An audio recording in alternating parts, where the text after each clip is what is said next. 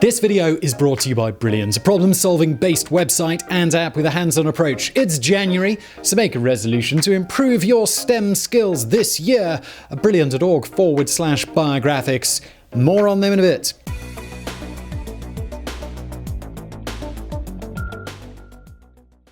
When it comes to a person's goals, dreams, and life's work, it seems like there would be few pursuits more worthy than alleviating world hunger. Surely bringing food to the starving masses, bringing crops to barren areas of the world, and averting famine, death, and disease is a lofty ambition, isn't it? Norman Borlaug truly believed so, and he made it his life's work to create crops that would relieve food shortages across the globe. Even though his name is hardly a household one, there's no denying that he shaped the world's food supply in such a way that it's still being felt today, for better or for worse. Borlaug was born in 1914. He lived through World War I, started college during the Great Depression, saw the American Midwest turn into the Dust Bowl, and it was then that he decided he was going to spend the rest of his life introducing high-yield crops to areas who could benefit from them. And that has turned out to be surprisingly controversial. Murmurs of discontent and criticism started in the 1980s, and over the following decades, Borlaug's methods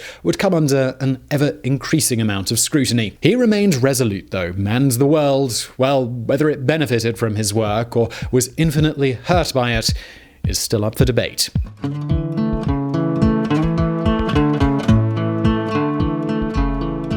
While some people find their life calling late in life, others have their life's work shaped by their earliest memories. That was certainly the case with Norman Borlaug. Born on March 25th, 1914, he grew up on a small farm in Iowa. Those childhood years were shaped by hard work and subsistence farming. That is, farming that yields just enough for the survival of the family, with little or nothing left over for sale or profit. It was an incredibly hard life, made even harder by the fact that this was an era before there was help from mechanization and tractors. For much of his youth, in fact, there wasn't even electricity. When he enrolled in school in 1919, it really was 1.5 miles each way, even though that sounds like a bit of a cliche. He thrived in school and he thrived on the farm, where he spent his hours doing the chores that he'd been tasked with since he could walk, collecting eggs, pulling weeds, and feeding the chickens. The chores, of course, got more difficult as he got older, and working on a farm like this, there was no one job that he was in charge of. He did everything from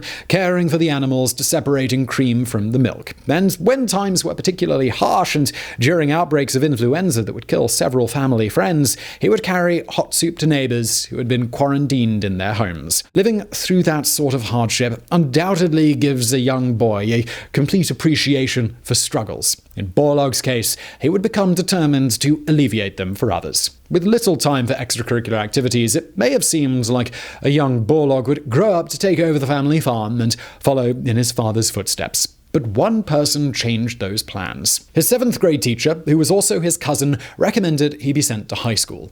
And he was. Cresco High School was 12 miles from the family farm, and of course, there were no buses. Borlaug eventually moved to town, started participating in school sports like wrestling and football, and found himself given one of the greatest gifts a child can receive: a teacher who inspired him. His name was Harry Schroeder, and he was the vocational agriculture teacher. Borlaug had been raised with a belief particular to the area and culture he had been immersed in. As a farmer with a close connection to the land, he had held sacred the richness and fertility of the Iowa soils and their ability to grow the crops that would nurture and sustain the people who lived there. But when his teacher had the students set up a year-long experiment where they grew crops in both unfertilized soil and soil augmented with things like potassium, nitrogen, and phosphorus, the results proved a valuable lesson. The augmented soil yielded almost twice the amount of food, and that ended up being a life-changing realization. Sometimes it takes a while, though, for life-changing events to really make their mark, and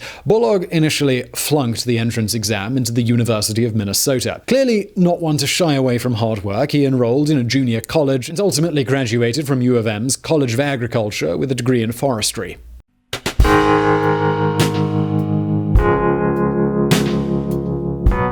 Borlaug had initially planned on using his degree in forestry, but when the possibility of a job with the Forest Service disappeared, he had to make other plans. He ended up returning to school for a degree in plant pathology, and this was happening at a dark time in America's history. And we mean that quite literally. While Borlaug was researching a particular variety of fungal disease, he and his co-researchers stumbled upon the discovery that outbreaks of the disease were impacted by international harvest cycles. It was as important a moment as his teacher's lesson about fertilizers had once been. It made it clear that everything was connected, and at the time, something terrifying was forming in the American Midwest. The Dust Bowl. It was an instance of the perfect storm. Post-war demand had sent the need for staple crops skyrocketing, and families hopeful for a better life moved westward to take advantage of the incentives offered by the US government.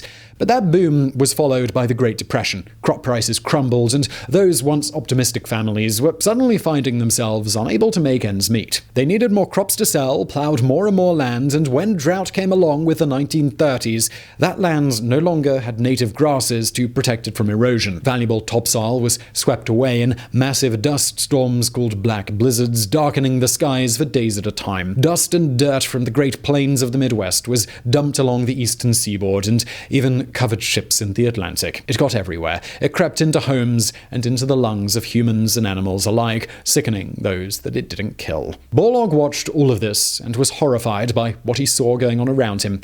But he also noticed something. Areas being used for experimentation with high-yield crops seemed to be the least impacted by Dust Bowl conditions, and he decided that this was the path that his life was going to take. High-yield crops seemed to be the answer to two major problems. These crops would be able to feed more people, but they would also help save countless acres of untouched wilderness. If agricultural land was made more productive, Borlaug's thinking went, there would be no more need to make more of it. Prairies and wetlands would remain untouched, entire ecosystems would be preserved, and native species could continue to thrive. It was an admirable plan, but in hindsight, there are many who would point out that the road to hell is paved with good intentions. Now, if you're enjoying today's video, I think you'll also really enjoy today's sponsor, which is super science focused, and they can help take the knowledge that you're learning in this video a bit of a step further. Brilliant is a problem-solving based website and app with a hands-on approach. They've got over 60 interactive courses in maths, science, and computer science. Now, it's the new year, it's a new decade in fact, so it's the perfect time for a resolution. And whether you're a student or a professional, or just someone who wants to understand the world better, Brilliant is the place for you. So why not make your resolution this year improving that knowledge just a little bit each day with Brilliant. Brilliant, as always, they're improving their platform, and recently they launched a new course on algorithm fundamentals. It starts simple with basic drag and drop exercises that will have you thinking like a computer scientist in no time. They've also recently added more interactive content, more of the puzzles and challenges that Brilliant are famous for. Look, Brilliant, it's a great complement to watching educational videos like this one, and it will really help you understand and even master complex and technical subjects. So if you'd like to support Biographics, thank you very much, and get unlimited access to all of Brilliant's in-depth maths and science courses, please head over to brilliant.org/biographics to get 20% off their annual premium subscription. And let's get back to it.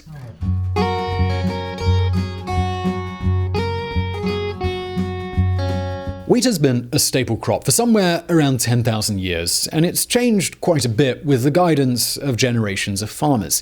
By 1944, Borlaug had already spent a few years researching bactericides and fungicides, but with the arrival of World War II, priorities changed. He partnered with the Rockefeller Foundation and was transferred to the International Center for Maize and Wheat Improvement, or CIMMYT, to use the Spanish acronym. This is where things start to get surprisingly controversial. Within 4 years, Borlaug succeeded in improving 4 strains of wheat. His versions were highly resistant to stem rust, that fungal disease that he'd been studying earlier in his career, and they also put out higher yields and matured about 2 weeks faster than previous incarnations of the various strains. He also ended up with strains of wheat that possessed daylight insensitivity, which essentially means they can be grown almost anywhere in the world, as suddenly it no longer mattered how many hours of daylight they were exposed to. Borlaug and his team did it by performing thousands upon thousands of crossings, carefully selecting wheat with the traits that they were looking for and crossing them to ensure not just healthy plants, but fertile ones as well. It sounds like they were creating an early version of GMO crops, and,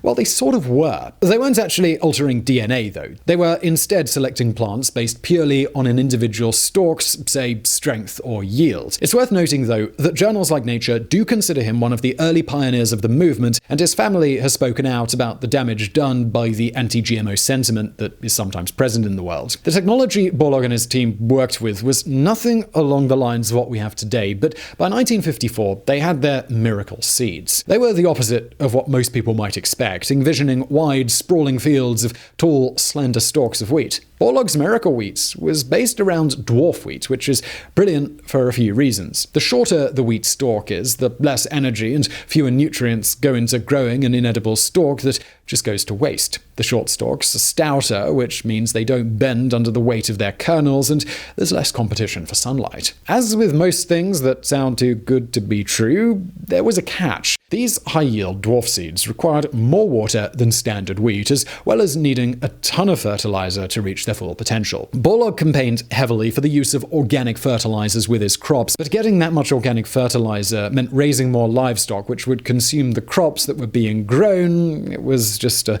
cycle with no easy, straightforward answer, aside from the widespread use of inorganic fertilizers. Regardless of long-term complications, Borlaug's new strain of wheat was a massive success almost immediately. By 1956, Mexico doubled their wheat production and no longer needed to rely on imports. That only continued to increase. By 1963, their production was 6 times what it had been in 1944. There was no doubt the varieties of wheat Borlaug had carefully cultivated had the potential to change the world, and he became a champion for the idea of spreading these high-yield crops into poverty and famine-stricken areas that were in dire need of a new and reliable food source. In 1963, Borlaug took his program to Pakistan and India, where he promptly failed to convince them to adopt his wheat as a staple crop. But conditions there were growing more dire by the day. Food shortages were widespread, and for many, famine and starvation were all too real. By the time Borlaug was able to arrange for a 35-truck convoy to take seeds to LA and then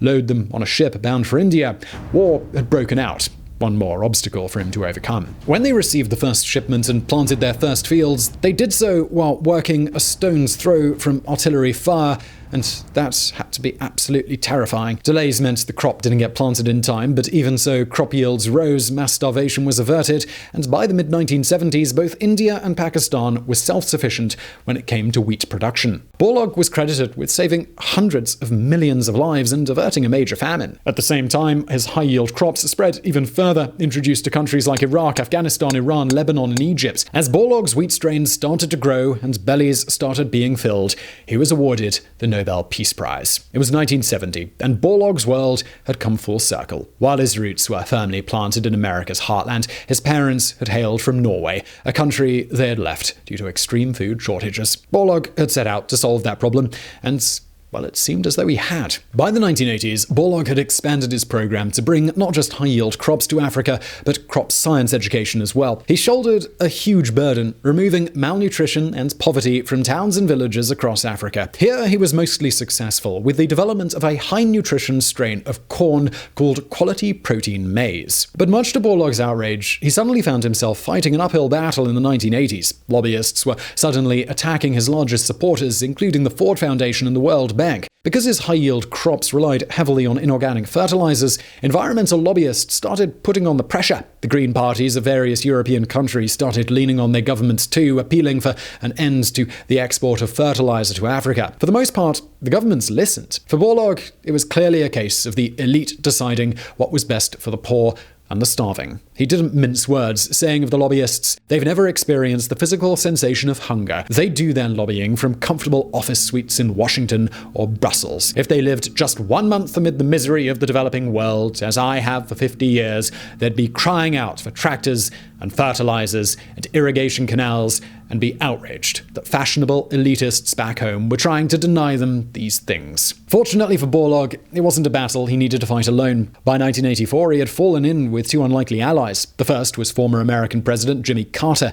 Carter, who was from an agricultural background, had also taken up the cause of improving the state of the agricultural industry in Africa. The second was a little less expected. It was Ryoichi Sasakawa. Sasakawa was, well, his 1995 obituary referred to him as the last of Japan's A-class war criminals, and also a monster of egotism, greed, ruthless ambition, political deviousness, and a love of the limelight. He has also been described as a lovable rascal, and, well, all of those descriptions were in the first paragraph of that obituary. A self-educated and larger-than-life figure who was so thrilled to be instructed to report to prison as a World War II A-class war criminal that he showed up with a brass band to announce his arrival.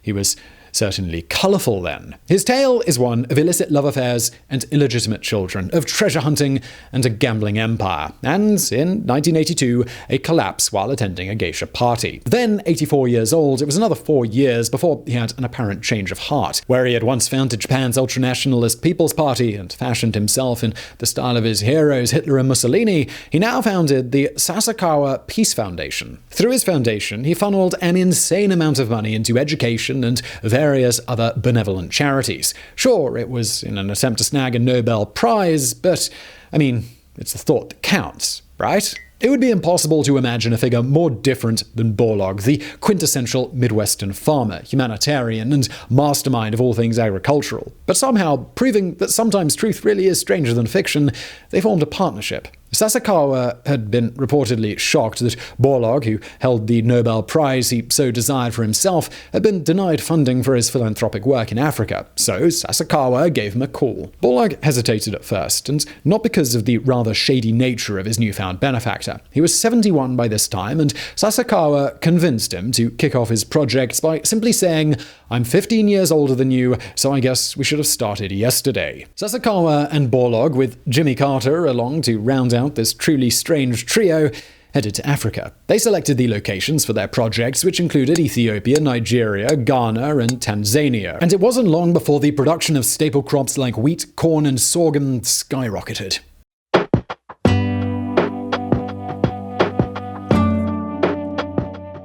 Not everyone who studied Borlaug's work was thrilled with the outcome. While lobbyists had stymied his work in Africa, they weren't the only ones warning of the dangers of high-yield crops. Some, like the ecologist Vandana Shiva, condemned the crops as contributing to a reduction in soil fertility and genetic diversity, also claiming the crops' reliance on fertilizers had kicked off a long-term cycle of rural poverty and debt. The farming practices he promoted were undeniably high maintenance, and critics began to question whether or not it was all sustainable. Critics also condemned Borlaug for another reason, and this is going to get dark. When he shouldered the heavy burden of eliminating world hunger, there were those that suggested that people were hungry for a reason, and that widespread famine was the Earth's own sort of population control. The more food there is, the thought process goes, the more mouths there will be to feed, a state that some touted as problematic. Like I said, it's going to get dark. Over the course of his career, Borlaug had an argument for all of the problems naysayers had with his work, and he was a lifelong proponent of population control. Interestingly, as high-yield crops and elimination of hunger went hand in hand with that.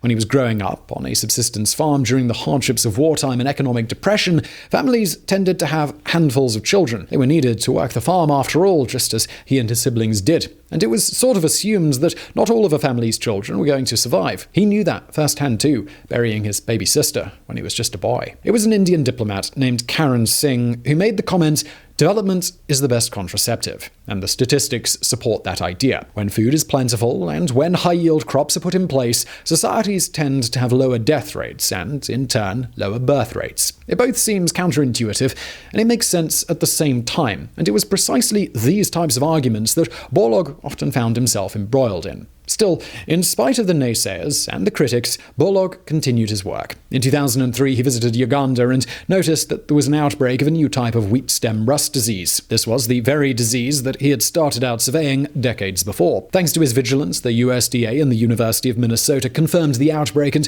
started down the path of finding a way to stop it with the help of Bill and Melinda Gates and the formation of the Borlaug Global Rust Initiative. Over the course of his career, he was awarded an incredible number of accolades. In addition to the Nobel Peace Prize, there was also the Congressional Gold Medal, the Presidential Medal of Freedom, the Public Welfare Medal from the National Academy of Sciences, and well, the list goes on and includes more than 50 honorary doctoral degrees from institutions around the world. He didn't just receive awards, though, he also gave them. In 1986, with the help of General Foods, he established the World Food Prize, an endowment of $250,000 to those who have gone above and beyond to eliminate world hunger and poverty. According to his daughter, he truly did work up until the day he died, and that day was September the 12th, 2009. He passed away at his Dallas, Texas home after a battle with lymphoma. His daughter later said that he had always considered his work unfinished, and his last words were one of concern. He was worried about the farmers in Africa who were still struggling. Over the course of his life, Borlaug was credited with saving somewhere around